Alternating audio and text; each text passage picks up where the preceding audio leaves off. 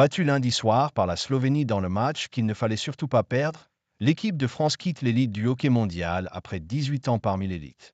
Le sélectionneur Yorick Treille et le capitaine Pierre-Édouard Bellemare ont beaucoup de mal à digérer cette relégation. Le mondial de hockey sur glace s'est terminé de la pire des manières pour l'équipe de France, battue lundi soir, 3-1, par la Slovénie alors qu'il fallait une victoire pour se maintenir. Après 18 ans parmi l'élite, note de la rédaction. Les Français auraient dû descendre en 2020 mais les championnats du monde avaient été annulés en raison de la pandémie de Covid-19. Les Bleus, relégués, descendent donc d'un étage et retrouveront l'année prochaine la division 1A.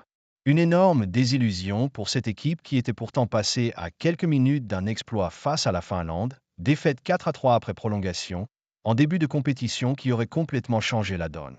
Malheureusement, les Bleus ont achevé le tournoi avec certes ce point pris en guise de bien pâle lot de consolation face aux Finlandais mais sans le moindre succès. Et les conséquences sont terribles. Le capitaine de l'équipe Pierre-Édouard Bellemare, qui participait à l'épreuve pour la dernière fois de sa carrière, ne cache pas qu'il a beaucoup de mal à digérer ce fiasco qui amène la France à se retrouver aujourd'hui dans cette situation.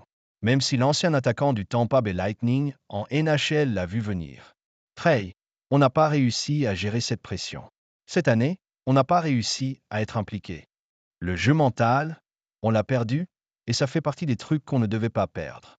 Le sélectionneur Yorick Treille, également interrogé dans l'équipe, attribue lui aussi cet échec à un souci d'ordre psychologique avant tout. Il y a un aspect mental. On n'a pas joué libéré, on n'a pas réussi à gérer cette pression. Bellemare le sait et n'a pas hésité à le rappeler. Cette pression, évoquée par son entraîneur, tout le monde ne peut pas se vanter d'en bénéficier. Malheureusement, beaucoup trop ne l'ont pas compris, à l'entendre.